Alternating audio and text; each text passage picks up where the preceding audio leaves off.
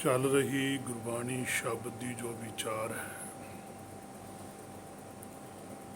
ਜੋ ਗੁਰ ਕਿਰਪਾ ਦੁਆਰਾ ਆਪਾਂ ਸਾਰੇ ਨਾਲ ਮਿਲ ਕੇ ਵਿਚਾਰ ਕਰਦੇ ਹਾਂ, ਜਿੰਨੀ ਕੁ ਸੋਝੀ ਗੁਰਬਾਣੀ ਬਖਸ਼ਦੀ ਹੈ। ਅੱਜ ਦਾ ਜੋ ਵਿਚਾਰ ਹੈ, ਜੋ ਸਾਹਿਬ ਦਾ ਬਚਨ ਹੈ, ਪਾਤਸ਼ਾਹ ਕਹਿੰਦੇ ਕੀਤੇ ਮੰਗਹਿ ਜੋਧ ਅਪਾਰ, ਕੀਤਿਆ ਗਣਤ ਨਹੀਂ ਵਿਚਾਰ।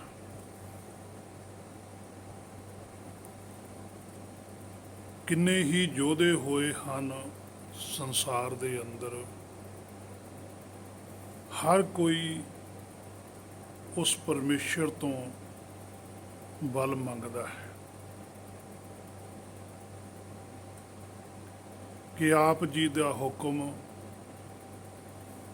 ਪ੍ਰਾਪਤ ਹੋਵੇ, ਜਿਸ ਨੂੰ ਮੰਨ ਕੇ ਸੰਸਾਰ ਦੇ ਅੰਦਰ, ਜੋ ਮਨੁੱਖਾ ਤਨ ਦੇ ਅੰਦਰ ਸਮਾਂ ਮਿਲਿਆ, ਇਹਦੇ ਅੰਦਰ ਜੋ ਵਿਕਾਰ ਹਨ, ਵਾਸ਼ਨਾਵਾਂ ਹਨ, ਇੱਛਾਵਾਂ ਹਨ, ਉਹਨਾਂ ਦੇ ਨਾਲ ਲੜ ਸਕੀਏ।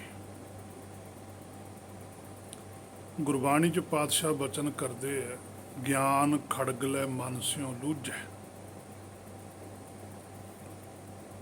ਕਿ ਮਨ ਦੇ ਨਾਲ ਲੂਝਣਾ ਹੈ, ਜੂਝਣਾ ਹੈ, ਯੁੱਧ ਕਰਨਾ ਹੈ, ਕਿ ਜਿਹੜੇ ਵਾਸ਼ਨਾਵਾਂ ਨੇ, ਜਿਹੜੇ ਵਿਕਾਰ ਹਨ, ਉਹ ਦੂਰ ਕੀਤੇ ਜਾਣ। ਦੂਸਰੇ ਪਾਸੇ ਕੀਤੇ ਮੰਗਹਿ ਜੋਧ ਅਪਾਰ, ਕਿ ਜਿਹੜੇ ਬਾਹਰੀ ਤੌਰ ਤੇ ਮਨੁੱਖੀ ਤਨ ਦੇ ਅੰਦਰ ਸਰੀਰ ਤਾਕਤ ਵਾਸਤੇ ਉਹ ਵੀ ਆਪਣੀ ਅੰਦਰੋਂ ਇੱਛਾ ਇਹੀ ਰੱਖਦੇ ਹੈ ਕਿ ਸਾਡੇ ਸਰੀਰ ਦੇ ਅੰਦਰ ਏਡੀ ਤਾਕਤ ਹੋਵੇ, ਸਾਡੀ ਸਮਾਜ ਦੇ ਵਿੱਚ ਦਹਿਸ਼ਤ ਹੋਵੇ, ਸਾਡੀ ਧਾਕ ਪਵੇ ਕਿ ਫਲਾਨਾ ਵੀ ਬੜਾ ਵੱਡਾ ਯੋਧਾ ਹੈ। ਹਰ ਇੱਕ ਦੀ ਆਪੋ ਆਪਣੀ ਇੱਛਾ ਹੈ। ਉਹ ਬਾਹਰਲੇ ਸਰੀਰ ਦੇ ਰਾਹੀਂ ਤਾਕਤ ਭਾਲਦੇ ਹੈ, ਕਿਉਂਕਿ ਬਾਹਰਲੇ ਸਰੀਰਾਂ ਨੂੰ ਚਿੱਤ ਕਰਨ ਵਾਸਤੇ ਜਿਵੇਂ ਪਹਿਲਵਾਨ ਹੁੰਦੇ ਹੈ, ਜਾਂ ਵੱਡੇ ਵੱਡੇ ਯੋਧੇ ਵੀ ਹੋਏ ਨੇ, ਜਿਵੇਂ ਹਰੀ ਸਿੰਘ ਨਲੂਆ, ਉਹ ਸਰੀਰ ਕਰਕੇ ਵੀ ਉਹਨਾਂ ਦੀ ਬੜੀ ਧਾਕ ਸੀ, ਪਰ ਉਹ ਆਤਮਿਕ ਤੌਰ ਤੇ ਵੀ ਬੜੇ ਬਲਵਾਨ ਸਨ। ਬਾਬਾ ਦੀਪ ਸਿੰਘ ਜੀ, ਹੋਰ ਸਾਹਿਬ ਦੇ ਬੇਅੰਤ ਯੋਧੇ, ਭਾਈ ਬਿਧੀ ਚੰਦ ਜੀ ਵਰਗੇ, ਜਿਨ੍ਹਾਂ ਦਾ ਆਤਮਿਕ ਬਲ ਵੀ ਬੜਾ ਮਜ਼ਬੂਤ ਸੀ ਤੇ ਬਾਹਰਲੇ ਤਨ ਕਰਕੇ ਵੀ ਬੜੇ ਮਜ਼ਬੂਤ ਸਨ। ਕੀਤੇ ਮੰਗ ਬੇਅੰਤ ਹਨ, ਪਾਤਸ਼ਾਹ ਕਹਿੰਦੇ। ਗੁਰਮੁਖ ਵੀ ਹਨ ਜਿਹੜੇ ਗਿਆਨ ਖੜਗ ਨੂੰ ਲੋਚਦੇ ਆ, ਜਿਵੇਂ ਦਸਵੇਂ ਪਾਤਸ਼ਾਹ ਵੀ ਕਹਿੰਦੇ ਆ, ਧੀਰਜ ਧਾਮ ਬਣਾਏ ਇਹ ਹੈ ਤਨ, ਬੁੱਧ ਸਿਉ ਦੀਪਕ ਜਿਉ ਉਜਿਆਰੈ, ਗਿਆਨਹਿ ਕੀ ਵੱਢਣੀ ਮਨੋ ਹਾਥ ਲੈ, ਕਾਤਰਤਾ ਕੁਤਬਾਰ ਬੁਹਾਰੈ। ਗਿਆਨਹਿ ਕੀ ਵੱਢਣੀ, ਉਹ ਗਿਆਨ ਦੀ ਵੱਢਣੀ ਦੀ ਗੱਲ ਕਰਦੇ ਆ। ਆਦਿ ਸ਼੍ਰੀ ਗੁਰੂ ਗ੍ਰੰਥ ਸਾਹਿਬ ਦੇ ਅੰਦਰ ਬਚਨ ਆਉਂਦਾ, ਗਿਆਨ ਖੜਗ ਲੈ ਮਨ ਸਿਉ ਲੂਝੈ। ਦਸਮ ਗ੍ਰੰਥ ਵਾ ਆਦਿ ਸ਼੍ਰੀ ਗੁਰੂ ਗ੍ਰੰਥ ਸਾਹਿਬ ਜੀ ਦੋਨੇ ਇੱਕੋ ਹੀ ਨੇ। ਸੋ ਹੁਕਮ ਨੂੰ ਸੰਸਾਰ ਵਿੱਚ ਲਾਗੂ ਕਰਵਾਈਏ। ਗੁਰਮੁਖਾਂ ਦੀ ਇਹ ਗੱਲ ਹੁੰਦੀ ਹੈ ਕਿ ਸੰਸਾਰ ਵਿੱਚ ਹਰ ਇੱਕ ਨੂੰ ਹੁਕਮ ਦੀ ਸੋਝੀ ਕਰਵਾਈਏ ਕਿ ਭਾਈ ਹੁਕਮ ਵਿੱਚ ਚੱਲੋ, ਬੜਾ ਆਨੰਦ ਹੈ, ਬੜਾ ਸੁੱਖ ਹੈ। ਜੇ ਕੋਈ ਸੱਚ ਨੂੰ ਆਪਣੇ ਸੰਸਾਰੀ ਬਲ ਨਾਲ ਰੋਕਣਾ ਚਾਹੁੰਦਾ ਹੈ ਤਾਂ ਉਸ ਦਾ ਵੀ ਟਾਕਰਾ ਕੀਤਾ ਜਾਂਦਾ ਹੈ ਬਾਹੂਬਲ ਦੇ ਨਾਲ, ਜਿਵੇਂ ਛੇਵੇਂ ਪਾਤਸ਼ਾਹ ਨੇ ਵੀ ਕੀਤਾ, ਦਸਵੇਂ ਪਾਤਸ਼ਾਹ ਨੇ ਵੀ ਕੀਤਾ। ਜਦੋਂ ਬਾਹੂਬਲ ਦੀ ਲੋੜ ਪਈ, ਪਾਤਸ਼ਾਹੀਆਂ ਨੇ ਵੀ ਵਰਤਿਆ, ਭਗਤ ਸਾਹਿਬਾਨਾਂ ਨੇ ਵੀ ਵਰਤਿਆ। ਜਦੋਂ ਬੌਧਿਕ ਬਲ ਨਾਲ ਕੋਈ ਆ ਕੇ ਵਿਚਾਰ ਕਰਦਾ, ਉਸ ਵੇਲੇ ਵੀ ਗੁਰਮੁਖ ਬੌਧਿਕ ਬਲ ਵੀ ਵਰਤਦਾ, ਪਰ ਕਿਸੇ ਦੇ ਭਲੇ ਵਾਸਤੇ। ਸੋ ਜਦੋਂ ਜਦੋਂ ਸਮਾਂ ਬਣਿਆ, ਯੋਧਿਆਂ ਨੇ, ਜਿਵੇਂ ਛੇਵੇਂ ਪਾਤਸ਼ਾਹ ਜੀ ਸਨ, ਦਸਵੇਂ ਪਾਤਸ਼ਾਹ ਜੀ ਸਨ, ਬਾਕੀ ਭਗਤ ਸਾਹਿਬਾਨ ਤੇ ਪਾਤਸ਼ਾਹੀਆਂ ਨੇ ਗਿਆਨ ਖੜਗ ਪਾਹੀ। ਪਖੰਡੀਆਂ ਦੇ ਉੱਪਰ ਇਹ ਸਾਰੇ ਮੰਗ ਹੈ, ਇਹ ਮੰਗਤੇ ਹਨ। ਜਿਹੋ ਜਿਹਾ ਸਮਾਂ ਪਰਮੇਸ਼ਰ ਬਣਾਉਂਦਾ ਹੈ, ਉਸੇ ਤਰ੍ਹਾਂ ਦੀ ਉਹ ਬੁੱਧ ਵੀ ਬਖਸ਼ਦਾ ਹੈ, ਤਾਕਤ ਵੀ ਬਖਸ਼ਦਾ ਹੈ। ਸੋ ਕਰੋੜਾਂ ਨੂੰ ਹੀ ਉਪਦੇਸ਼ ਦਿੱਤਾ ਹੈ ਗੁਰਮੁਖਾਂ ਨੇ, ਪਾਤਸ਼ਾਹੀਆਂ ਨੇ। ਤੋ ਪਾਤਸ਼ਾਹ ਕਹਿੰਦੇ ਵੀ ਕੀਤੇ ਮੰਗ ਹੈ, ਵੀ ਕਰੋੜਾਂ ਹੀ ਨੇ ਜਿਹੜੇ ਗਿਆਨ ਖੜਗ ਦੀ ਵੀ ਇੱਛਾ ਰੱਖਦੇ ਆ, ਕਰੋੜਾਂ ਹੀ ਨੇ ਜਿਹੜੇ ਬਾਹੂ ਵੱਲ ਵੀ ਦੀ ਤਾਕਤ ਦੀ ਇੱਛਾ ਰੱਖਦੇ ਆ। ਜਿਹੜੇ ਭਲਵਾਨ ਘੁਲਦੇ ਆ ਉਹ ਵੀ ਪਰਮੇਸ਼ਰ ਅੱਗੇ ਬੇਨਤੀਆਂ ਕਰਦੇ ਆ, ਉਹਦੀ ਉਪਾਸਨਾ ਕਰਦੇ ਆ, ਕਈ ਹਨੂਮਾਨ ਦੀ ਅਰਾਧਨਾ ਕਰਦੇ ਆ, ਹਰ ਕੋਈ ਕਰਦਾ ਹੈ। ਸੋ ਪਾਤਸ਼ਾਹ ਕਹਿੰਦੇ ਕੀਤੇ ਮੰਗਾ ਕਰੋੜਾਂ ਹੀ ਨੇ, ਪਰ ਹੈ ਸਾਰੇ ਮੰਗਤੇ। ਕਿਸ ਕਿਸ ਦੀ ਵਿਚਾਰ ਕਰੀਏ, ਤੇਰੇ ਘਰ ਵਿੱਚ ਤਾਂ ਦਾਤਾਂ ਬੇਅੰਤ ਹਨ। ਮੰਗਣ ਵਾਲੇ ਵੀ ਬੇਅੰਤੀ ਹੀ ਹਨ। ਸੋ ਇਸ ਪੰਕਤੀ ਦਾ ਅਰਥ ਗਲਤ ਨਾ ਸਮਝ ਲਿਓ ਕਿ ਮੰਗਣ ਬਾਰੇ ਕਿਹਾ। ਵੀ ਕਈ ਵਾਰ ਮਨ ਚ ਆ ਜਾਂਦਾ ਵੀ ਨਾਲ ਤਾਂ ਕਹਿੰਦੇ ਰੱਬ ਤੋਂ ਮੰਗਣਾ ਨਹੀਂ ਚਾਹੀਦਾ, ਤੇ ਨਾਲੇ ਫਿਰ ਕਹਿੰਦੇ ਵੀ ਮੰਗੋ। ਇੱਥੇ ਮਾਇਆ ਦੀ ਗੱਲ ਨਹੀਂ ਹੋ ਰਹੀ, ਇੱਥੇ ਹੁਕਮੀਆਂ ਦੀ ਗੱਲ ਹੋ ਰਹੀ ਹੈ। ਹੁਕਮ ਵਾਲੇ ਤਾਂ ਮੰਗਦੇ ਹੀ ਨੇ। ਮੰਗਣਾ ਤਾਂ ਹੁਕਮ ਬਾਰੇ ਆ। ਮੰਗਣਾ ਮੰਗਨ ਨੀਕਾ ਹਰ ਜਸ ਗੁਰ ਤੇ ਮੰਗਣਾ, ਇਹ ਤਾਂ ਮੰਗਣਾ। ਮੰਗੋ ਰਾਮ ਤੇ ਇੱਕ ਦਾਨ। ਹੁਕਮ ਤਾਂ ਮੰਗਣਾ, ਮਾਇਆ ਨਹੀਂ ਮੰਗਣੀ। ਮਾਇਆ ਬਗੈਰ ਮੰਗੇ ਤੋਂ ਮਿਲਦੀ ਹੈ, ਹੁਕਮ ਮੰਗੇ ਤੋਂ ਮਿਲਦਾ ਹੈ। ਮਾਇਆ ਸਾਹਮਣੇ ਹੈ, ਹੁਕਮ ਅਦ੍ਰਿਸ਼ਟ ਹੈ, ਗੁਪਤ ਹੈ। ਮਾਇਆ ਪ੍ਰਗਟ ਹੈ। ਜਦੋਂ ਹੁਕਮ ਪ੍ਰਗਟ ਹੋ ਜਾਂਦਾ ਹੈ, ਫਿਰ ਮਾਇਆ ਗੁਪਤ ਹੋ ਜਾਂਦੀ ਹੈ। ਇੱਕ ਚੀਜ਼ ਗੁਪਤ ਹੈ, ਇੱਕ ਚੀਜ਼ ਪ੍ਰਗਟ ਹੈ। ਜੇ ਮਾਇਆ ਪ੍ਰਗਟ ਹੈ, ਹਿਰਦੇ ਦੇ ਅੰਦਰੋਂ ਮਾਇਆ ਦੀ ਭੁੱਖ ਹੈ, ਤਾਂ ਜਿਹੜਾ ਹੁਕਮ ਹੈ ਉਹ ਗੁਪਤ ਹੈ। ਜਦੋਂ ਹੁਕਮ ਪ੍ਰਗਟ ਹੋ ਜਾਂਦਾ, ਫਿਰ ਮਾਇਆ ਗੁਪਤ ਹੋ ਜਾਂਦੀ। ਸੋ ਇੱਥੇ ਗੱਲ ਪਾਤਸ਼ਾਹ ਹੁਕਮੀਆਂ ਦੀ ਕਰਦੇ ਆ ਕਿ ਕੀਤੇ ਮੰਗਾ ਜੋ ਦੁਪਾਰ। ਜਿਹੜੇ ਹੁਕਮੀ ਨੇ, ਜਿਹੜੇ ਵਿਕਾਰਾਂ ਨਾਲ ਲੜਨਾ ਚਾਹੁੰਦੇ ਆ, ਜਿਹੜੇ ਵਾਸ਼ਨਾਵਾਂ ਨਾਲ ਲੜਨਾ ਚਾਹੁੰਦੇ ਆ, ਜਿਹੜੇ ਆਪਣੇ ਮਨ ਨਾਲ ਲੜਨਾ ਚਾਹੁੰਦੇ ਆ, ਮਨ ਸਿਓ ਝਗੜਾ ਮਨ ਸਿਓ ਸੱਥ, ਮਨ ਨੂੰ ਮਨਾਉਣਾ ਚਾਹੁੰਦੇ ਆ, ਮਨ ਦੇ ਔਗਣਾਂ ਨੂੰ ਦੂਰ ਕਰਨਾ ਚਾਹੁੰਦੇ ਆ, ਉਹ ਵੀ ਮੰਗਤੇ ਹੈ। ਜਿਵੇਂ ਮਾਇਆ ਮੰਗਣ ਵਾਲੇ ਬਥੇਰੇ ਹਨ ਇਸ ਸੰਸਾਰ ਦੇ ਅੰਦਰ, ਕਿਉਂਕਿ ਅਗਿਆਨੀ ਹਨ। ਅਗਿਆਨੀ ਮਾਇਆ ਦੀ ਭੁੱਖ ਰੱਖਦਾ ਹੈ, ਗਿਆਨੀ ਨਾਮ ਦੀ ਭੁੱਖ ਰੱਖਦਾ ਹੈ। ਗਿਆਨੀਆਂ ਕਾ ਧਨ ਨਾਮ ਹੈ।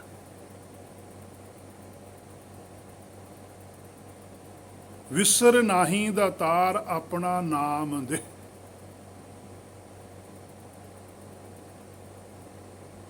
ਦੇਹੇ ਨਾਮ ਸੰਤੋਖੀਆ ਉਤਰੈ ਮਨ ਕੀ ਭੁੱਖ। ਗੁਰਮੁਖਾਂ ਦੀ ਭੁੱਖ ਇਹ ਹੈ। ਹੇ ਮੇਰੇ ਮਨਾ, ਤੂੰ ਸੰਸਾਰੀ ਹੈ, ਤੇਰੀ ਭੁੱਖ ਮਾਇਆ ਦੀ ਹੈ, ਕਿਉਂਕਿ ਤੂੰ ਵਾਸ਼ਨਾ 'ਚ ਗਰਸਿਆ ਹੋਇਆ ਹੈ। ਤੂੰ ਆਪਣੇ ਲੈਵਲ ਤੇ ਸਹੀ ਹੈ, ਕਿਉਂਕਿ ਤੈਨੂੰ ਜੋ ਦਿਸਦਾ ਉਹੀ ਜੀਵਨ ਲੱਗਦਾ। ਗੁਰਮੁਖ ਨੂੰ ਜਿਹੜਾ ਕੁਛ ਆਤਮਿਕ ਤੌਰ ਤੇ ਦਿਸਦਾ ਉਹਨੂੰ ਉਹ ਸੱਚ ਲੱਗਦਾ, ਉਹਦੇ ਅੰਦਰ ਉਹਦੀ ਭੁੱਖ ਹੈ। ਦੋਨੋਂ ਆਪੋ ਆਪਣੇ ਥਾਂ ਤੇ ਸੱਚੇ। ਉਹ ਕਹਿੰਦਾ ਮੈਂ ਸੱਚਾ, ਉਹ ਕਹਿੰਦਾ ਮੈਂ ਸੱਚਾ। ਪਰ ਅਸਲ ਵਿੱਚ ਭਗਤ ਹੈ ਜਿਹੜਾ, ਉਹ ਸੱਚਾ ਹੈ। ਜਿਹੜਾ ਮਾਇਆਧਾਰੀ ਹੈ, ਹੇ ਮੇਰੇ ਮਨਾ ਤੂੰ ਹੈ, ਤੂੰ ਝੂਠਾ ਹੈ। ਕਿਉਂਕਿ ਜਿਹੜੀ ਚੀਜ਼ ਨਾਲ ਤੂੰ ਜੁੜਿਆ ਹੋਇਆ ਇਹਨੇ ਬਿਨਸ ਜਾਣਾ। ਜਿਹੜੀ ਚੀਜ਼ ਨਾਲ ਗੁਰਮੁਖ ਜੁੜਿਆ ਹੋਇਆ ਉਹ ਬਿਨਸਦੀ ਨਹੀਂ।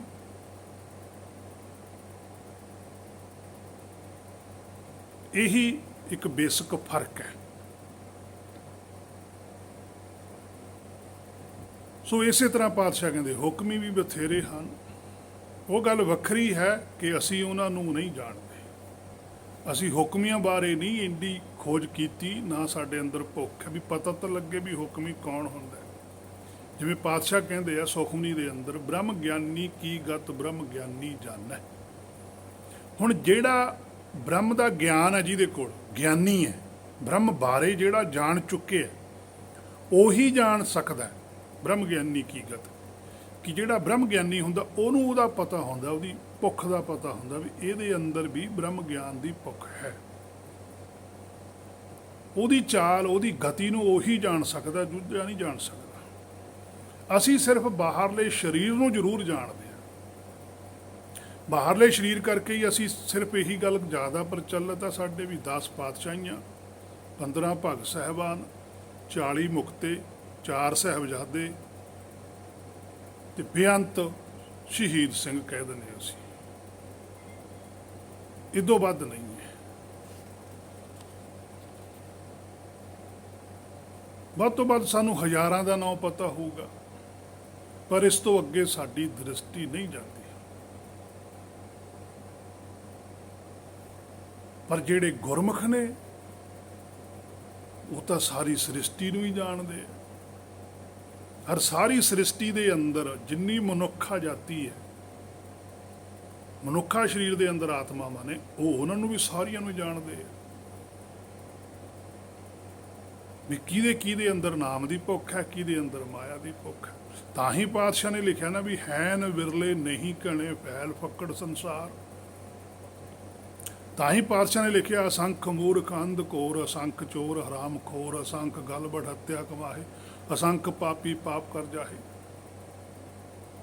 ਉਹ ਸਾਰੀ ਗਿਣਤੀ ਤਾਂ ਹੀ ਕੀਤੀ ਕਿਉਂਕਿ ਉਹ ਜਾਣਦੇ ਸੀ ਕਿ ਮਾਇਆ ਧਾਰੀਆਂ ਦੀ ਤਾਂ ਗਿਣਤੀ ਹੋਈ ਨਹੀਂ, ਕੋਈ ਪਤਾ ਨਹੀਂ ਕਿੰਨੇ ਕਿੰਨੇ ਇੱਥੇ। ਪਰ ਇਹਨਾਂ ਦੇ ਅੰਦਰ ਜਿਹਦੇ ਅੰਦਰ ਨਾਮ ਦੀ ਭੁੱਖ ਹੈ ਉਹ ਬਿਰਲਾ ਹੈ, ਉਹ ਕੋਟਨ ਮੈਂ ਕੋਊ ਹੈ।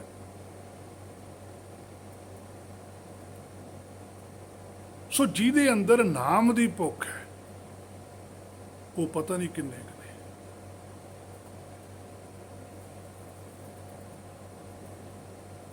ਪਰ ਪਾਤਸ਼ਾਹ ਉਹਨਾਂ ਨੂੰ ਬਿਰਲੇ ਤਾਂ ਕਹਿੰਦੇ ਆ ਕਿਉਂਕਿ ਸੰਸਾਰ ਦੇ ਅੰਦਰ, ਮਨੁੱਖਾ ਤਨ ਦੇ ਅੰਦਰ ਮਾਇਆ ਧਾਰੀਆਂ ਦੀ ਗਿਣਤੀ ਹੋ ਜਾਂਦੀ ਹੈ, ਗੁਰਮੁਖਾਂ ਦੀ ਗਿਣਤੀ ਨਹੀਂ ਹੁੰਦੀ। ਕਿਉਂਕਿ ਗੁਰਮੁਖ ਗਿਣਤੀ ਤੋਂ ਪਰੇ ਚਲਾ ਜਾਂਦਾ ਹੈ।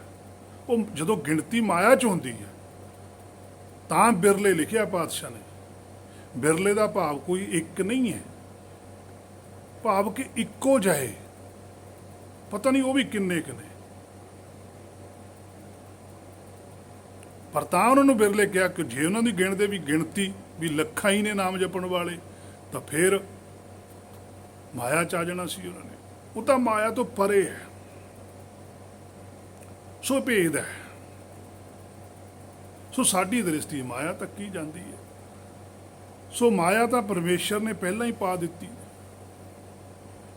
ਔਰ ਉਨੀ ਹੀ ਪਾਈ ਜਿੰਨੀ ਕੁ ਸਾਨੂੰ ਲੋੜ ਹੈ, ਉਨੀ ਉਹ ਸਾਤੋਂ ਮੁੱਕਦੀ ਨਹੀਂ। ਇੱਥੇ ਦੇਖੋ ਸੰਸਾਰ ਦੇ ਅੰਦਰ ਬੰਦੇ ਦਾ ਸਰੀਰ ਮੁੱਕ ਜਾਂਦਾ ਪਰ ਮਾਇਆ ਨਹੀਂ ਮੁੱਕ ਰਹੀ।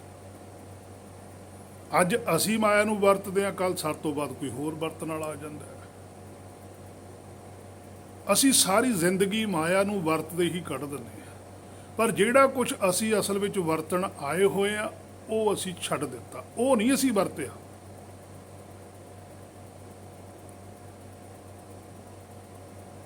ਉਹ ਅਸੀਂ ਭੁੱਲੇ ਹੋਏ ਹਾਂ, ਉਹ ਸਾਨੂੰ ਵਿਸਰਿਆ ਹੋਇਆ। ਸੋ ਜਿੰਨੀ ਕੁ ਪਰਮੇਸ਼ਰ ਨੂੰ ਲੋੜ ਸੀ ਉਹਨੇ ਉਨੀ ਕੇ ਸਾਨੂੰ ਮਾਇਆ ਦਿੱਤੀ, ਤੇ ਉਹ ਮਾਇਆ ਮੁੱਕਦੀ ਨਹੀਂ ਹੈ। ਮਾਇਆ ਨੂੰ ਵਰਤਣ ਵਾਲੇ ਬੰਦੇ ਮੁੱਕੀ ਜਾਂਦੇ ਆ। ਬਹੁਤ ਬਰੀਕੀ ਨਾਲ ਗੁਰਬਾਣੀ ਵਿਚਾਰ ਕਰਨੀ ਹੈ, ਕੀੜੀ ਚਾਲ ਵਾਂਗੂ, ਕਿਤੇ ਕੋਈ ਗਲਤੀ ਨਾ ਲੱਗ ਜਾਵੇ। ਤਾਂ ਹੀ ਬਾਰ-ਬਾਰ ਜਪਣ ਨੂੰ ਕਿਹਾ, ਭਾਵ ਭਾਈ ਬਾਰ-ਬਾਰ ਸਮਝੋ ਗੁਰਬਾਣੀ। ਜਿੱਥੇ ਕਿਤੇ ਨਹੀਂ ਪਤਾ ਲੱਗਦਾ ਫਿਰ ਸਮਝੋ। ਖੰਡੇ ਦੀ ਧਾਰ ਤੇ ਚੱਲਣ ਦੇ ਬਰਾਬਰ ਹੈ ਗੁਰਬਾਣੀ ਦੀ ਸੋਝੀ ਪ੍ਰਾਪਤ ਕਰਨੀ। ਬੜੀ ਬਰੀਕੀ ਦੇ ਨਾਲ ਧਿਆਨ ਰੱਖਣਾ ਪੈਂਦਾ ਵੀ ਪਾਤਸ਼ਾਹ ਗੱਲ ਕਹਿਣੀ ਕੀ ਚਾਹੁੰਦੇ ਆ।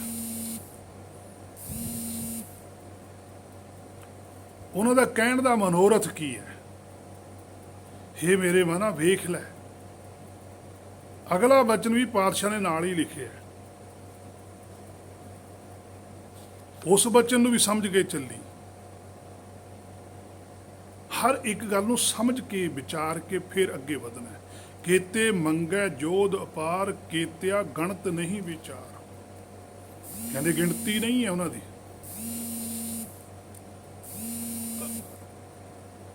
उन्होंने गिणती नहीं हो सकती,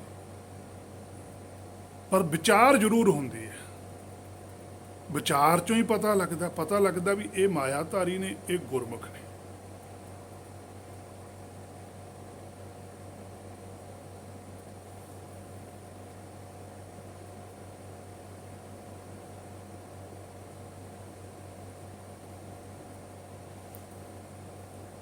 जिन्ना चिर सानू विचार का ही नहीं पता लगू, जिमें असी हुण कह दिंदे आ भी ये भी तो दात ही है, असी माया नू भी दात मन लेंगे भी जो कुछ परमेश्वर ने पाया ये भी तो उसदी दात ही है। ये उसदी दात नहीं है, ये ਉਹਦੇ ਵੱਲੋਂ दात हो भी सकती है, पर साडे लिए दात नहीं है।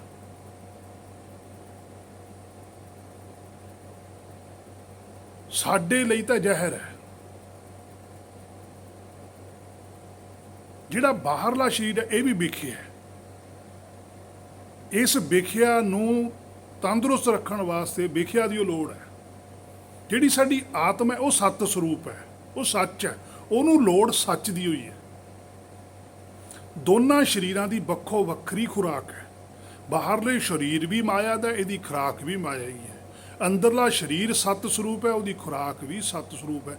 ਬ੍ਰਹਮ ਗਿਆਨੀ ਕੈ ਭੋਜਨ ਗਿਆਨ, ਉਹਦਾ ਭੋਜਨ ਗਿਆਨ ਹੀ ਹੈ।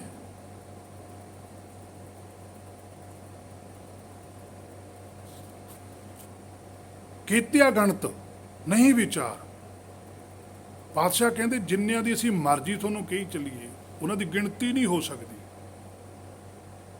ਗੁਰਮੁਖਾਂ ਦੀ ਵੀ ਗਿਣਤੀ ਨਹੀਂ ਤੁਸੀਂ ਕਰ ਸਕਦੇ। ਬਸ ਉਹਨਾਂ ਬਾਰੇ ਵਿਚਾਰ ਕਰ ਸਕਦੇ ਆ ਕਿ ਉਹਨਾਂ ਨੇ ਨਾਮ ਪ੍ਰਾਪਤ ਕਿਵੇਂ ਕੀਤਾ, ਕਿਹੜੀ ਚੀਜ਼ ਸੀ ਜਿਹੜੀ ਉਹਨਾਂ ਨੂੰ ਇਸ ਭਵ ਸਾਗਰ ਚੋਂ ਪਾਰ ਲੈ ਗਈ। ਜਿਹੜੀ ਚੀਜ਼ ਨਾਲ ਉਹ ਭਵ ਸਾਗਰ ਤਰ ਕੇ ਗਏ ਆ, ਆਪਣਾ ਫਰਜ਼ ਬਣਦਾ ਆਪਾਂ ਵੀ ਉਹ ਵਸਤੂ ਪ੍ਰਾਪਤ ਕਰੀਏ ਤੇ ਭਵ ਸਾਗਰ ਤੋਂ ਪਾਰ ਜਾਈਏ। ਮੇਨ ਮਕਸਦ ਸਾਡਾ ਇਹੀ ਹੈ। ਔਰ ਪਾਤਸ਼ਾਹੀਆਂ ਦਾ ਕਹਿਣ ਦਾ ਭਾਵ ਵੀ ਇਹ ਹੈ ਵੀ ਜਿਹੜਾ ਕੋਰਸ ਅਸੀਂ ਕੀਤਾ ਪਾਸ ਹੋਣ ਦੇ ਲਈ, ਉਹੀ ਕੋਰਸ ਭਾਈ ਤੁਹਾਨੂੰ ਕਰਨਾ ਪਊਗਾ। ਜੇ ਟੀਚਰ ਦੀ ਜੈ ਜੈਕਾਰ ਕਰੀ ਚੱਲਾਂਗੇ, ਟੀਚਰ ਦੀ ਉਸਤਤ ਕਰੀ ਚੱਲਾਂਗੇ ਤਾਂ ਅਸੀਂ ਪਾਸ ਨਹੀਂ ਹੋ ਸਕਦੇ।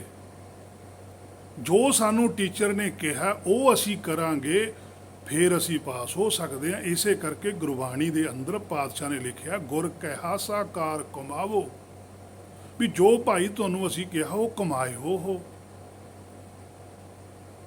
ਫਿਰ ਤੁਸੀਂ ਵੀ ਟੀਚਰ ਬਣ ਸਕਦੇ ਹੋ। ਪਰ ਸਾਡੇ ਪ੍ਰਚਾਰ ਉਲਟ ਹੈ। ਅਸੀਂ ਇਹ ਮਨ ਵਿੱਚ ਮੰਨ ਕੇ ਚੱਲਦੇ ਹਾਂ ਕਿ ਟੀਚਰ ਦੀ ਉਸਤਤ ਕਰੋ, ਉਹਦੀ ਵਡਿਆਈ ਕਰੋ, ਉਹਦਾ ਸਤਿਕਾਰ ਕਰੋ ਤੇ ਤੁਸੀਂ ਟੀਚਰ ਬਣ ਜਾਓਗੇ। ਜਦ ਕਿ ਹੋ ਨਹੀਂ ਰਿਹਾ ਇਸ ਤਰ੍ਹਾਂ, ਹੋਏ ਤਾਂ ਉਲਟ ਰਿਹਾ।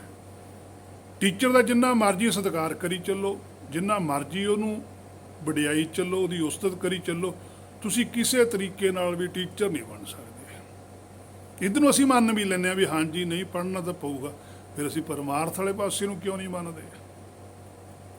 ਫਿਰ ਅਸੀਂ ਪਰਮਾਰਥ ਵਾਲੇ ਪਾਸੇ ਨੂੰ ਕਿਉਂ ਨਹੀਂ ਸੋਚਦੇ ਵੀ ਮਨਾ ਗੁਰਬਾਣੀ ਦਾ ਤੈਨੂੰ ਆਪ ਮੰਨਣੀ ਪੈਣੀ, ਗੁਰਬਾਣੀ ਅਨੁਸਾਰ ਤਾਂ ਤੈਨੂੰ ਆਪ ਚੱਲਣਾ ਪੈਣਾ। ਜੇ ਤੂੰ ਗੁਰਬਾਣੀ ਅਨੁਸਾਰ ਚੱਲੇਗਾ, ਗੁਰਬਾਣੀ ਦੀ ਗੱਲ ਮੰਨੀ ਚੱਲੇਗਾ, ਤੂੰ ਵੀ ਪਰਮਾਤਮ ਬਣ ਸਕਦਾ ਹੈ। ਆਤਮ ਚੀਨ, ਆਪਣੇ ਆਪ ਨੂੰ ਖੋਜ, ਪਰਮਾਤਮ ਸੋਈ। ਜਿਹਨੇ ਆਪਣੇ ਆਪ ਨੂੰ ਖੋਜ ਲਿਆ, ਆਪਣੇ ਆਪ ਨੂੰ ਜਾਣ ਲਿਆ, ਗੁਰਬਾਣੀ ਆਪਣੇ ਆਪ ਦੀ ਸੋਝੀ ਕਰਵਾਉਂਦੀ ਹੈ, ਉਹ ਪਰਮਾਤਮ ਹੈ।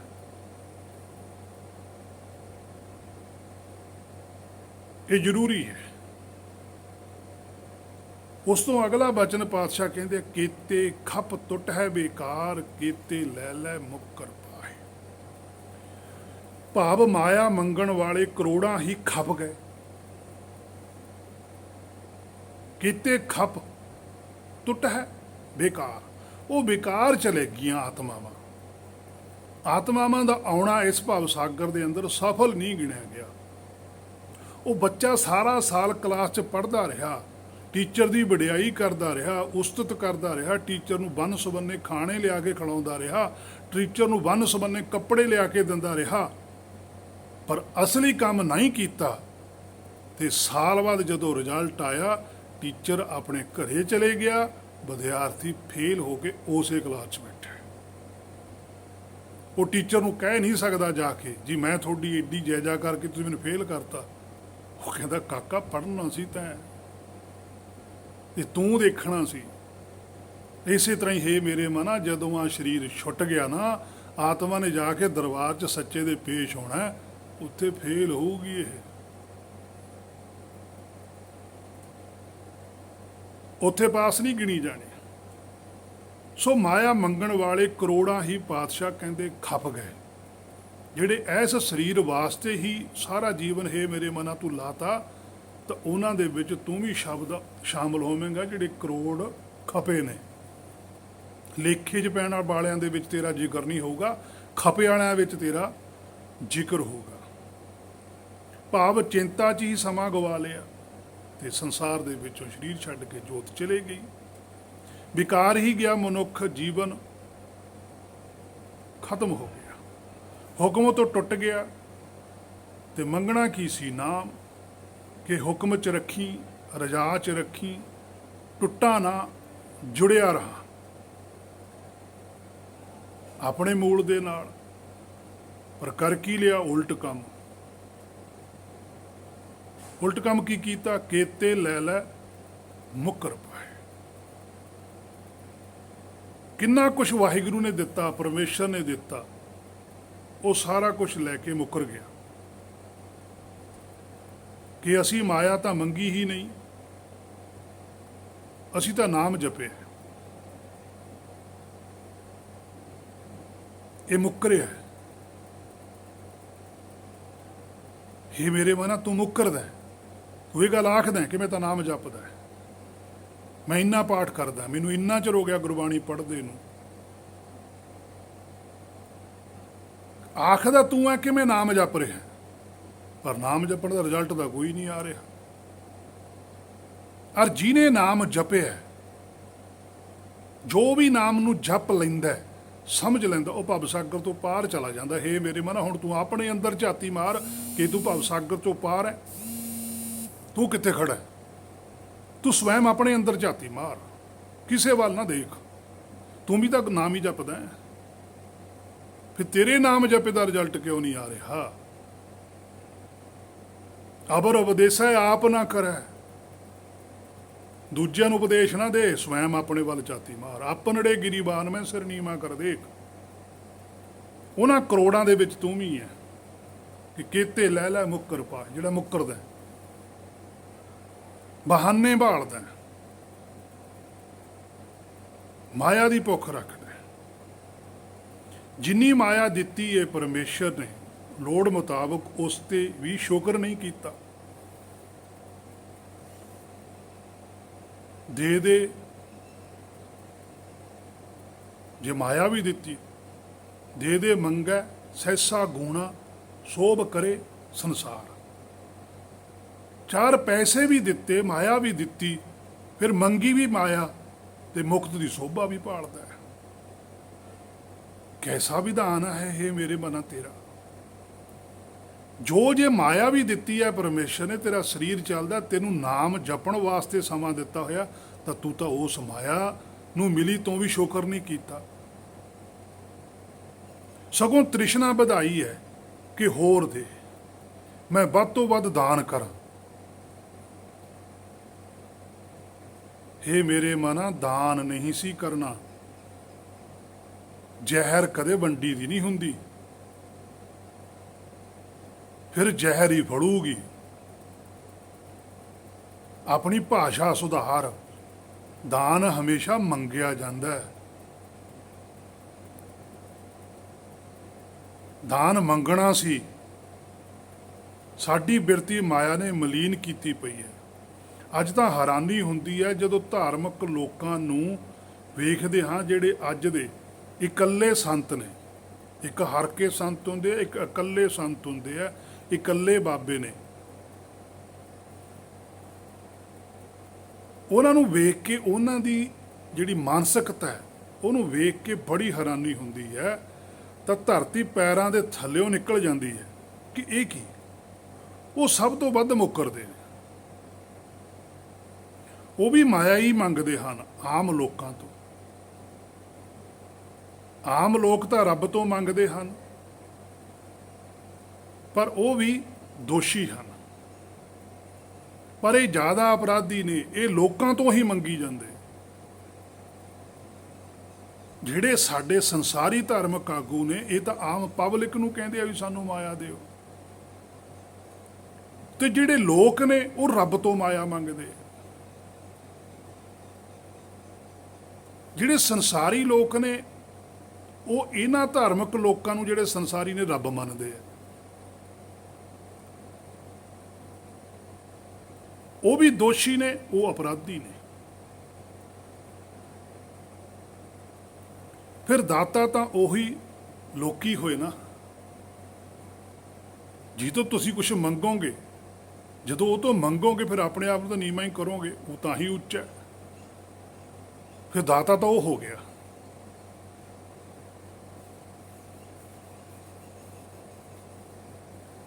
ਜਿਹੜਾ ਸਾਨੂੰ ਮਾਇਆ ਦਊਗਾ, ਸਾਡੇ ਲਈ ਤਾਂ ਉਹ ਦਾਤਾ ਹੋ ਗਿਆ, ਅਸੀਂ ਮੰਗਤੇ ਹੋ ਗਏ।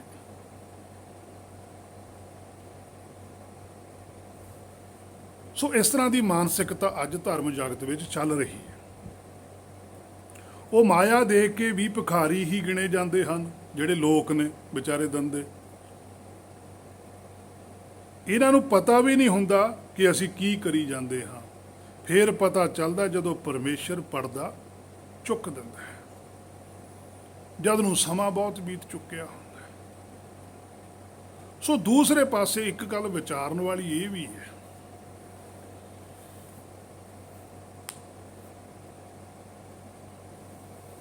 ਕਿ ਜਿਹੜੀ ਮਾਇਆ ਹੈ, ਹੁਣ ਮੈਂ ਵੀ ਮਾਇਆ ਬਾਰੇ ਬਹੁਤ ਵੈਸੇ ਬੋਲਦਾ, ਅਗਲਾ ਸੁਣਨ ਵਾਲਾ ਵੀ ਇਹ ਕਹੂਗਾ ਵੀ ਤੁਸੀਂ ਨਹੀਂ ਪੈਸੇ ਲੈਂਦੇ, ਵੀ ਤੁਸੀਂ ਫਿਰ ਮਾਇਆ ਤੋਂ ਬਿਨਾਂ ਕਿਵੇਂ ਗੁਜ਼ਾਰਾ ਕਰੋਗੇ, ਕੀ ਤੁਸੀਂ ਰੋਟੀ ਪਾਣੀ ਨਹੀਂ ਖਾਂਦੇ, ਤੁਸੀਂ ਕੱਪੜੇ ਨਹੀਂ ਪਹਿਨਦੇ, ਤੁਹਾਨੂੰ ਲੋਕ ਜੇ ਕੋਈ ਪੈਸਾ ਦੇ ਕੇ ਜਾਵੇ ਤੁਸੀਂ ਜਵਾਬ ਦੇ ਦੋਗੇ। ਅਸੀਂ ਵੀ ਲੈਂਦੇ ਹਾਂ, ਪਰ ਮੈਂ ਆਪਣੀ ਗੱਲ ਕਰੂੰਗਾ, ਮੈਂ ਕਿਸੇ ਦੀ ਨਹੀਂ ਕਰਦਾ।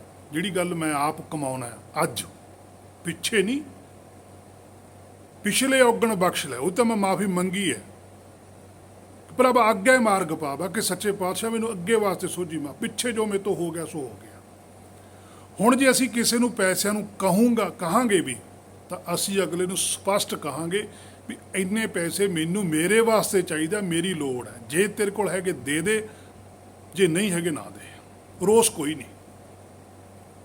ਜੇ ਪੈਸਾ ਮੰਗਿਆ ਜਾਊਗਾ ਵੀ ਗੁਰੂ ਸਾਹਿਬ ਵਾਸਤੇ ਚਾਹੀਦਾ, ਵੀ ਗੁਰੂ ਸਾਹਿਬ ਵਾਸਤੇ ਆਹ ਚੀਜ਼ ਲੈਣੀ ਆ, ਤਾਂ ਉਹ ਪੈਸਾ ਗੁਰੂ ਸਾਹਿਬ ਵਾਸਤੇ ਲਾਇਆ ਜਾਊਗਾ, ਆਪਣੇ ਵਾਸਤੇ ਨਹੀਂ। ਜਿਹੜੀ ਵਸਤੂ ਕਿਸੇ ਦੇ ਨਿਮਿੱਤ ਲਈ ਹੈ ਉਹ ਉੱਥੇ ਹੀ ਵਰਤਣੀ ਚਾਹੀਦੀ। ਜਿਹੜੀ ਵਸਤੂ ਆਪਣੀ ਲੋੜ ਵਾਸਤੇ ਲਈ ਹੈ, ਕਿਉਂਕਿ ਮੈਨੂੰ ਵੀ ਲੋੜ ਹੈ, ਜੇ ਮੈਂ ਕਿਸੇ ਨੂੰ ਕਹੂੰਗਾ ਵੀ ਮੈਨੂੰ ਪੈਸੇ ਦਿਓ, ਤਾਂ ਮੈਂ ਉਹਨਾਂ ਨੂੰ ਸਪਸ਼ਟ ਕਹੂੰਗਾ ਵੀ ਮੇਰੇ ਵਾਸਤੇ ਚਾਹੀਦੇ ਆ ਭਾਈ, ਮੈਨੂੰ ਲੋੜ ਹੈ, ਜੇ ਤੂੰ ਦੇ ਸਕਦਾ ਦੇ ਦੇ, ਜੇ ਨਹੀਂ ਦੇ ਸਕਦਾ ਤਾਂ ਵੀ ਕੋਈ ਗੱਲ ਨਹੀਂ, ਰੋਸ ਤੇਰੇ ਤੇ ਕੋਈ ਨਹੀਂ ਹੈਗਾ। ਇਹ ਨਾ ਰੱਖੀ ਵੀ ਮੈਂ ਹੁਣ ਮੈਨੂੰ ਦੇਣੇ ਪੈਣਗੇ ਨੇ ਮੰਗ ਲਏ, ਇਹ ਤੇਰੀ ਆਪਣੀ ਖੁਸ਼ੀ ਹੈ। ਤੇਰਾ ਮਨ ਮੰਨਿਆ ਤਾਂ ਵੀ ਠੀਕ ਹੈ, ਨਹੀਂ ਮੰਨਿਆ ਤਾਂ ਵੀ ਠੀਕ ਹੈ। ਦੂਜੇ ਪਾਸੇ ਜਦੋਂ ਬਿਰਤੀ ਨੇ ਬਹੁਤ ਉੱਚੀ ਉੱਠ ਖੜਨਾ ਹੈ, ਭਵ ਸਾਗਰ ਤੋਂ ਪਾਰ ਚਲੇ ਜਾਣਾ, ਜੋਤ ਨੇ, ਸਰੀਰ ਉਹਦੇ ਕੋਲ ਹੈਗਾ ਜਿਵੇਂ ਪਾਤਸ਼ਾਹੀਆਂ ਸੀ ਜਾਂ ਭਗਤ ਸਾਹਿਬਾਨ ਸੀ, ਤਾਂ ਪਰਮੇਸ਼ਰ ਹੈ ਜਿਹੜਾ ਉਹ ਆਪ ਪ੍ਰੇਰਦਾ ਹੈ। ਉਹ ਪ੍ਰੇਰ ਕੇ ਜਦੋਂ ਜਿਵੇਂ ਪਾਤਸ਼ਾਹੀਆਂ ਕੋਲ ਜਾ ਕੇ ਕੋਈ ਪੈਸੇ ਦੇ ਆਉਂਦਾ ਸੀ, ਤਾਂ ਪਾਤਸ਼ਾਹੀਆਂ ਉਹਦੇ ਵਿੱਚੋਂ ਦੇਖਦੇ ਸੀ ਵੀ ਆਪਾਂ ਨੂੰ ਕਿੰਨੀ ਲੋੜ ਹੈ। ਮੰਨ ਲਓ ਕੋਈ 100 ਰੁਪਇਆ ਦੇ ਗਿਆ, ਪਾਤਸ਼ਾਹੀਆਂ ਦੇਖਦੇ ਸੀ, ਗੁਰਮੁਖ ਦੇਖਦੇ ਆ ਵੀ 100 ਦੇ ਵਿੱਚੋਂ ਆਪਾਂ ਨੂੰ 50 ਰੁਪਏ ਦੀ ਲੋੜ ਹੈ। ਉਹਨਾਂ ਨੇ 50 ਰੁਪਏ ਇੱਕ ਪਾਸੇ ਰੱਖੇ, ਜਿਹੜੇ 50 ਰੁਪਏ ਬਚ ਗਏ ਉਹ ਪਰਮੇਸ਼ਰ ਅੱਗੇ ਬੇਨਤੀ ਕਰਦੇ ਆ ਕਿ ਇਹਨਾਂ 50 ਰੁਪਈਆਂ ਨੂੰ ਬੋਲ ਕਿੱਥੇ ਪਹੁੰਚਾਈਏ। ਤਾਂ ਪਰਮੇਸ਼ਰ ਉਹਨਾਂ ਨੂੰ ਮੈਸੇਜ ਦਿੰਦਾ, ਸੋਝੀ ਕਰਵਾਉਂਦਾ ਵੀ ਇਹ 50 ਰੁਪਏ ਫਲਾਣੇ ਥਾਂ ਤੇ ਪਹੁੰਚਾ ਦਿਓ, ਤਾਂ ਉਹ ਪਹੁੰਚਾ ਦਿੰਦੇ ਆ, ਉਹਦੇ ਵਿੱਚੋਂ ਨਿਕਲ ਜਾਂਦੇ ਆ। ਉਹਨਾਂ ਤੇ ਕੋਈ ਇਲਜ਼ਾਮ ਨਹੀਂ ਆਉਂਦਾ ਕਿ ਜਿੰਨੀ ਕੁ ਸਾਨੂੰ ਲੋੜ ਸੀ ਅਸੀਂ ਵਰਤ ਲਈ, ਬਾਕੀ ਲੇਖੇ ਲਾਤੀ। ਉਹ ਦਾਵਾ ਨਹੀਂ ਕਰਦੇ ਕੋਈ ਉਹ ਡਾਇਰੈਕਟਲੀ ਸਿੱਧੀ ਮਾਇਆ ਪਰਮੇਸ਼ਰ ਤੋਂ ਨਹੀਂ ਮੰਗਦੇ। ਪਰਮੇਸ਼ਰ ਦਾ ਫਰਜ਼ ਬਣ ਜਾਂਦਾ ਕਿ ਇਹਨਾਂ ਨੂੰ ਲੋੜ ਹੈ, ਉਹ ਗੁਰਮੁਖਾਂ ਨੂੰ ਦਿੰਦਾ ਨਹੀਂ।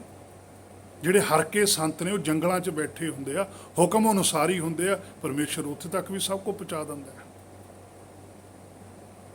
ਕਈ ਵਾਰ ਬੰਦੇ ਦੇ ਅੰਦਰ ਇਸ ਤਰ੍ਹਾਂ ਦਾ ਵੀ ਸਵਾਲ ਉੱਠ ਜਾਂਦਾ ਵੀ ਜੋ ਬੰਦਾ ਹੀ ਬੰਦੇ ਦੀ ਦਾਰੂ ਹੁੰਦਾ, ਬੰਦਾ ਹੀ ਬੰਦੇ ਨੂੰ ਬਚਾ ਸਕਦਾ, ਇਹ ਗੱਲ ਗਲਤ ਹੈ। ਪਰ ਜਿਹੜਾ ਭਗਤ ਹੁੰਦਾ, ਪਰਮੇਸ਼ਰ ਦੇ ਨਿਮਿਤ ਹੁੰਦਾ, ਤਾਂ ਪਰਮੇਸ਼ਰ ਉਹਨੂੰ ਜਾਨਵਰਾਂ ਤੋਂ ਵੀ ਚੀਜ਼ ਦਵਾ ਦਿੰਦਾ, ਜਾਨਵਰਾਂ ਨੂੰ ਵੀ ਪ੍ਰੇਰ ਦਿੰਦਾ ਵੀ ਜਾਓ ਤੁਸੀਂ ਉਹਦੇ ਕੋਲ ਜਾ ਕੇ ਉਹਨੂੰ ਆ ਵਸਤੂ ਪਹੁੰਚਾਓ। ਬਹੁਤ ਕੁਝ ਐਸਾ ਹੋ ਜਾਂਦਾ, ਪਰ ਹੁੰਦਾ ਉਹਨਾਂ ਨਾਲ ਆ ਜਿਹੜੇ ਨਿਰਾਕਾਰੀ ਧਾਰਮਿਕ ਲੋਕ ਨੇ, ਸੰਸਾਰੀਆਂ ਨਾਲ ਨਹੀਂ ਹੁੰਦਾ, ਨਿਰਾਕਾਰੀਆਂ ਨਾਲ ਹੁੰਦਾ। ਜਿਹੜੇ ਗੁਰਮੁਖ ਹੁੰਦੇ ਤੱਤੀ ਤਵੀ ਤੇ ਐਵੇਂ ਨਹੀਂ ਬੈਠ ਗਏ।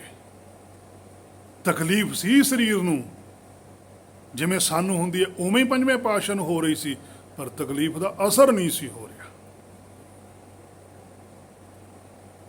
ਐਵੇਂ ਨਹੀਂ ਉਬਲਦੀ ਦੇਗ ਦੇ ਵਿੱਚ ਬੈਠ ਕੇ ਭਾਈ ਦਿਆਲਾ ਜੀ ਪਾਤਸ਼ਾਹ, ਹੁਕਮੀ ਸੀ, ਮੁੱਕਰੇ ਨਹੀਂ ਹੋਏ ਕਿਸੇ ਚੀਜ਼ ਤੋਂ। ਉਹ ਕਹਿੰਦੇ ਜੋ ਦਿੱਤਾ ਤੈਂ ਦਿੱਤਾ ਹੈ, ਜੋ ਸਰੀਰ ਨੂੰ ਲੋੜ ਸੀਗੀ ਉਹ ਤੂੰ ਦਿੱਤੀ, ਤੇਰਾ ਸ਼ੁਕਰ ਕੀਤਾ। ਪਰ ਜਿਹੜਾ ਤੂੰ ਨਾਮ ਦਿੱਤਾ ਇਹਦਾ ਮੈਂ ਤੇਰੇ ਲਈ ਸ਼ੁਕਰ ਵੀ ਨਹੀਂ ਕਰ ਸਕਦਾ। ਮੇਰੇ ਕੋਲ ਕੋਈ ਐਸਾ ਸ਼ਬਦ ਹੀ ਨਹੀਂ ਕਿ ਮੈਂ ਹੁਣ ਤੈਨੂੰ ਕੀ ਕਹਾਂ, ਬਸ ਇੰਨਾ ਹੀ ਸ਼ਬਦ ਹੈ ਵੀ ਤੂੰ ਬੇਅੰਤ ਹੈ, ਤੂੰ ਰਹੀਮ ਹੈ, ਤੂੰ ਕਰੀਮ ਹੈ, ਤੂੰ ਦਿਆਲੂ ਹੈ, ਤੂੰ ਬਖਸ਼ਣ ਵਾਲਾ ਹੈ। ਮੇਰੇ ਤਾਂ ਗੁਨਾਹ ਬਹੁਤ ਸੀ, ਸੋ ਹੇ ਮੇਰੇ ਮਨਾ ਆਪਣੇ ਅੰਦਰ ਝਾਤੀ ਮਾਰ, ਜੋ ਕੁਛ ਵੀ ਵਾਹਿਗੁਰੂ ਤੈਨੂੰ ਦੇ ਰਿਹਾ ਉਹਦਾ ਸ਼ੁਕਰ ਕਰ, ਉਹਦੀ ਰਜ਼ਾ ਵਿੱਚ ਰਹਿ। ਸੋ ਇੱਥੋਂ ਤੱਕ ਹੀ ਅੱਜ ਦੀ ਵਿਚਾਰ ਸੀ ਜੋ ਗੁਰ ਕਿਰਪਾ ਦੁਆਰਾ ਕੀਤੀ ਗਈ। ਅਗਲੀ ਵਿਚਾਰ ਜੇ ਗੁਰ ਨੇ ਚਾਹਿਆ ਫਿਰ ਕੀਤੀ ਜਾਵੇਗੀ। ਹੋਈਆਂ ਬੇਅੰਤ ਭੁੱਲਾਂ ਦੀ ਖੇਮਾ। ਵਾਹਿਗੁਰੂ ਜੀ ਕਾ ਖਾਲਸਾ, ਵਾਹਿਗੁਰੂ ਜੀ ਕੀ